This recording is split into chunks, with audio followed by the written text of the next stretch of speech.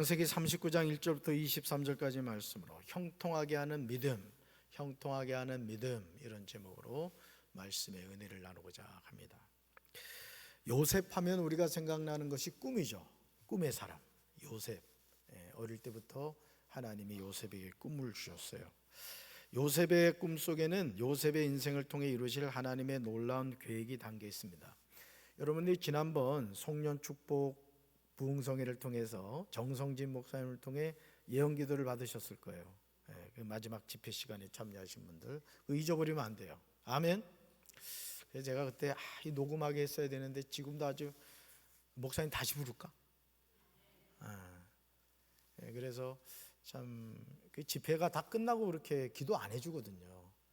저부터도 집에 갈 생각하지 그 늦게까지 그렇게 그 예언기도를 안 해주시는데, 여러분 그 하나님이 어떤 꿈을 주셨을 때 그 꿈은 그냥 개꿈이 아닌 거예요. 여러분 하나님이 여러분을 통한 계획이 있다는 거 믿으세요? 그럼요. 여러분 누구 자녀예요? 뭐 하나님의 자녀야? 존귀한 하나님의 자녀지. 할렐루야. 그래서 요셉은 요셉하면 우리가 생각나는 것이 꿈, 그리고 그 꿈을 일평생 붙잡고 살았어요.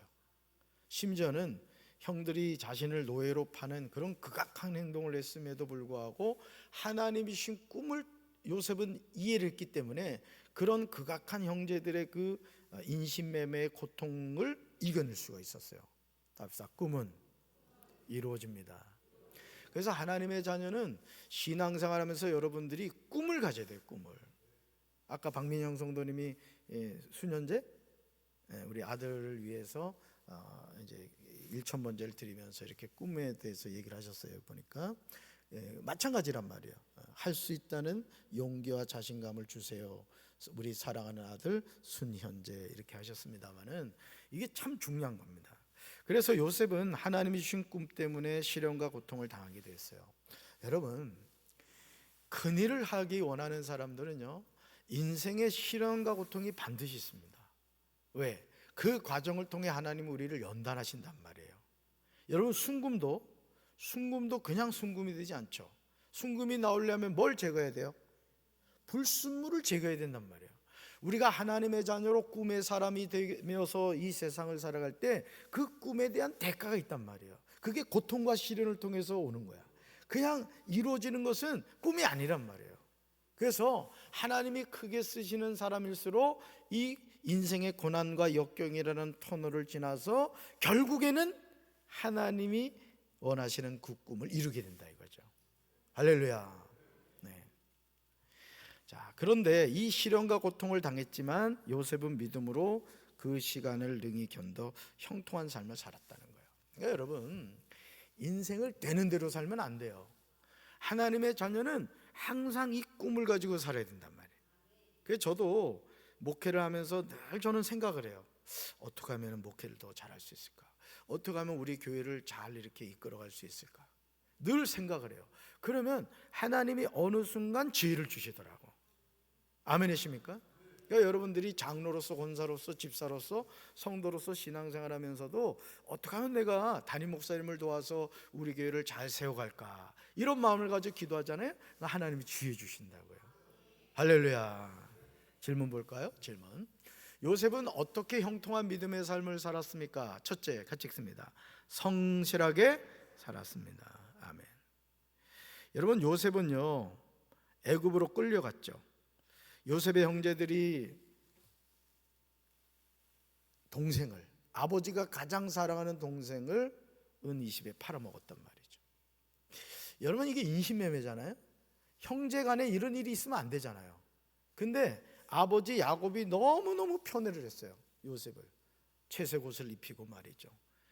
왜냐하면 가장 사랑하는 아내 라헬을 통해서 낳은 아들이었기 때문에 야곱의 마음속에는 루벤을 비롯한 다른 아들들은 눈에 들어오지도 않았던 거예요. 오직 누구밖에 없었어요? 요셉밖에 없었던 거죠. 그러니까 그 어떤 시기심과 질투, 증오심이 결국은 형들이 요셉을 팔아먹게 만드는 그런 상황이 된 거죠.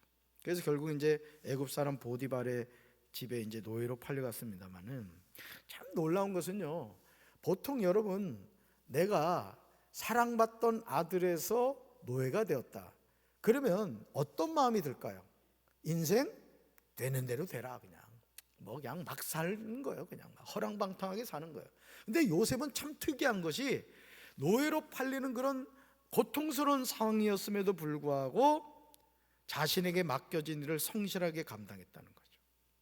그래서 저는 저희 집의 가훈이 뭐냐면 성실하고 정직한 삶을 살자는 게 저희 집안 가훈이에요. 제가 이제까지 50대, 지금 제가 중반입니다만은 50년의 인생을 살면서 깨달은 게 뭐냐면, 여러분, 예수 믿는 사람은 게을러 터지면 안 됩니다. 다 성실하자. 우리 하나님은 성실하신 분이에요. 그래서 여러분, 이 삼라만상의 모든 우주를 하나님이 주관하신단 말이에요. 얼마나 부지런하시면 그걸 하겠냐는 거죠. 추나추동의 사계절을 주관하실 뿐만 아니라 이 세상 모든 것을 주관하세요. 그래서 우리 하나님의 성품이 성실한데, 이 요셉은 자기에게 맡겨진 일을 성실하게 감당했다. 하나님은 그런 요셉과 함께 하시면서 그가 하는 일을 형통하게 하신 거예요.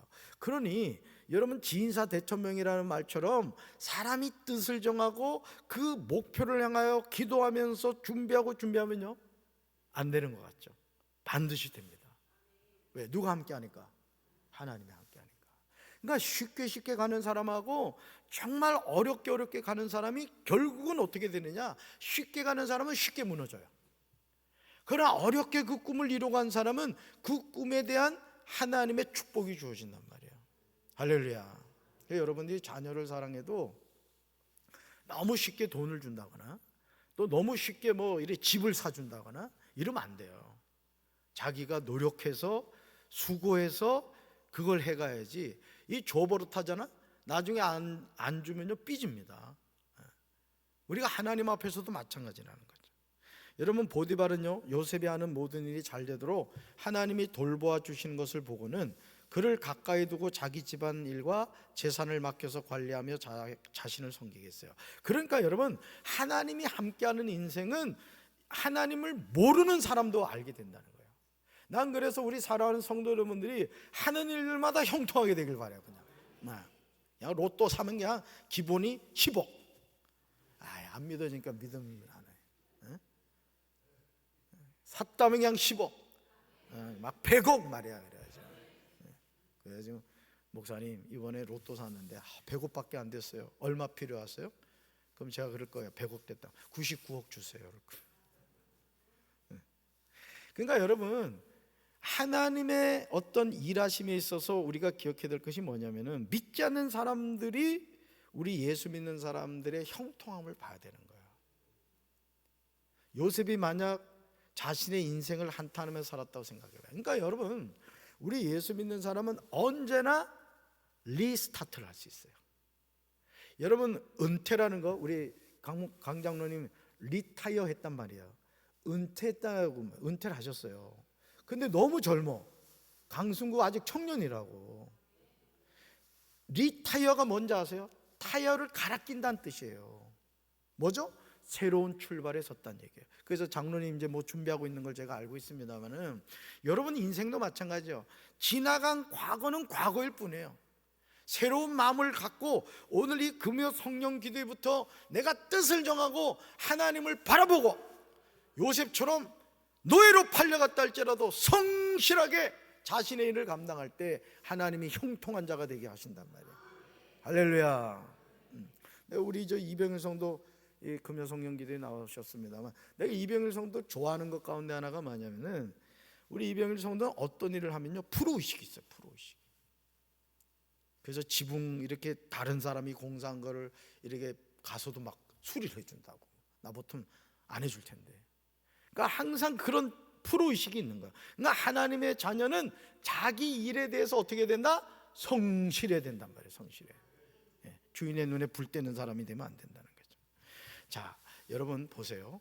하나님의 사람이 보디발의 집에 갔더니 그 가정이 어떻게 되느냐?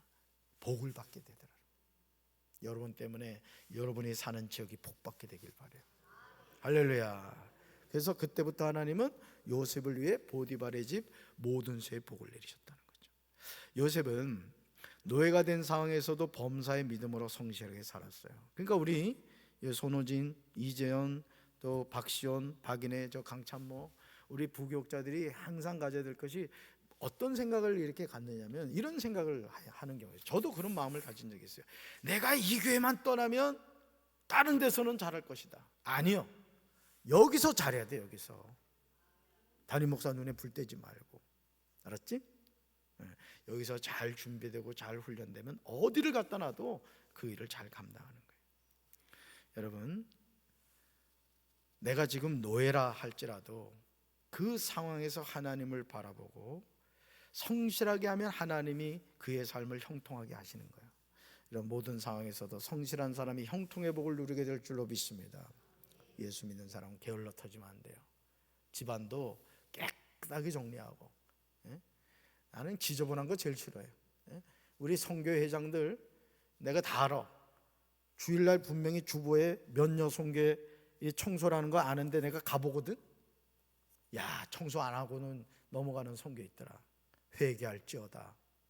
그러면 안 돼요. 하나님의 성전 청소를 맡았으면 잘해야지.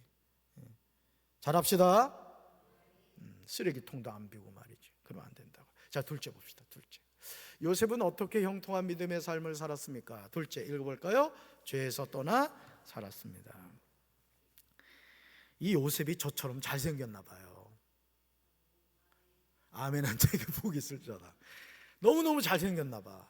그랬더니 안방마님이 잠 한번 좀 같이 자자는 거야. 유부녀가 말이지. 근데 요셉은요, 참 특이한 것이 이 요셉은 하나님을 경외하는 믿음을 가지고 있었어요. 여러분, 이 당시 노예는 안방마님이 자자 하면 자야 돼. 왜? 주인의 소품이란 말이에요. 소품. 그런데 그런 안방마님이 동침하자 잠자자고 하는데 요셉은 흔들리질 않았어요. 결국은 어떻게 됩니까? 요셉이 가정의 일을 보려고 들어갔더니 안방마님이 노리고 있었던 거야. 그래가지고 잠자자고 하니까 요셉이 놀래가지고 이제 도망은 치긴 했는데 이 겉옷이 그 현장에 남아 있었어. 그러니까 여러분, 여자가 한을 품으면 온유에도 소리가 내린다잖아. 이 안방마님이 열받은 거야. 그래가지고 무고죄로 이 요셉을 이제 신고한 거야, 남편한테. 그러니 보디발이 분명히 이 아내의 소행을 어느 정도 알았을 텐데 결국 어떻게 됩니까? 감옥에 넣어버리는 거죠. 자, 보세요. 믿음으로 요셉이 성실하게 살았는데 그 결과는 감옥이었단 말이죠. 그럼 어떻게 되죠? 대부분 삐져요. 교회 떠납니다. 여러분, 사실 신앙생활 하는 가운데 이해할 수 없는 인생의 문제가 나에게 다가올 때 그 문제 앞에서 끝까지 믿음을 지킨다는 거 쉽지 않아요. 우리 여기 계신 성도님들 가운데도 말할 수 없는 인생의 아픔과 고통, 무엇과도 바꿀 수 없는 그런 소중한 자녀일 수 있고 물질일 수 있고 건강일 수 있고 잃어버린 분들이 있단 말이야. 자, 그런 일이 나에게 일어나면 어떻게 되죠? 하나님 부인하고 떠납니다. 그런데 놀랍게도 이 요셉은 억울한 누명을 썼지만 끝까지 믿음을 버리지 않았다는 거야. 또 안방마님이 자자 하면 그냥 자면 되잖아요. 왜? 목을 걸어야 되는데 그래도 살아야 될 거 아니에요. 근데 목숨을 건 거예요. 누구 앞에? 하나님 앞에 목숨을 걸었어요. 죄와 타협하지 않고 죄에 떠나서 살았어요.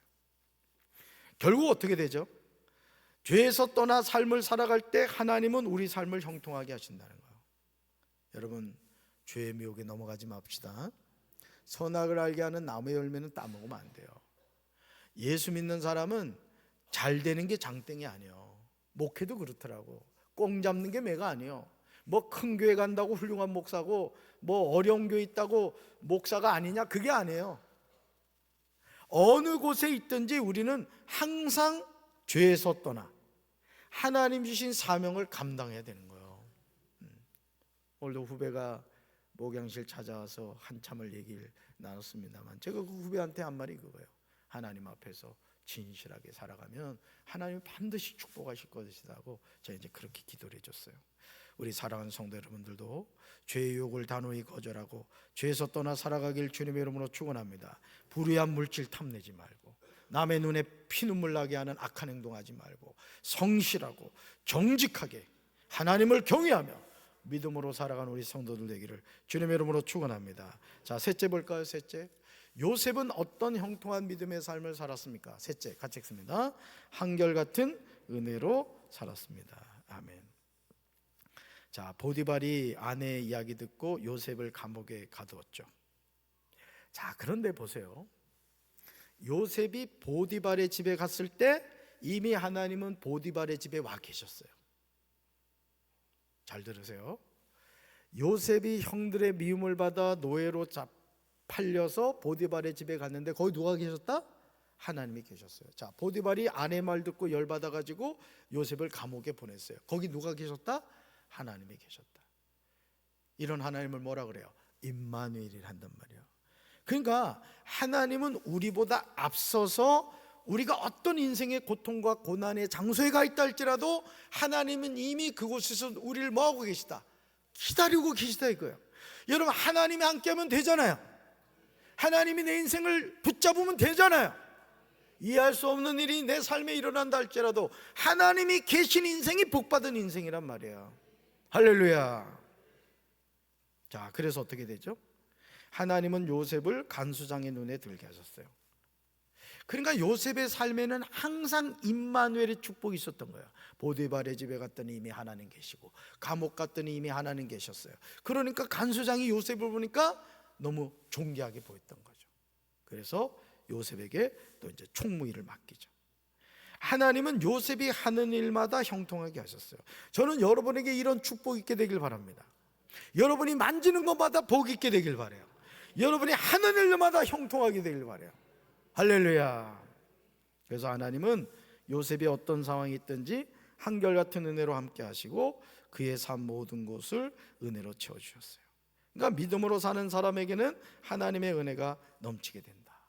언제 어디서나 이런 하나님의 은혜가 그의 삶과 함께하는 거예요. 할렐루야.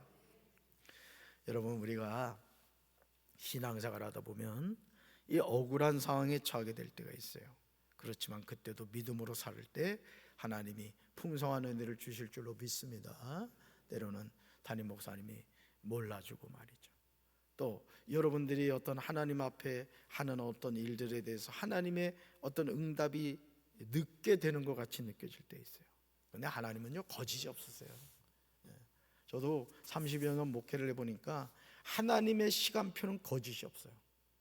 나는 우리 부격재단한테 내가 늘 얘기한 게 준비된 목회자가 되라고 얘기해요.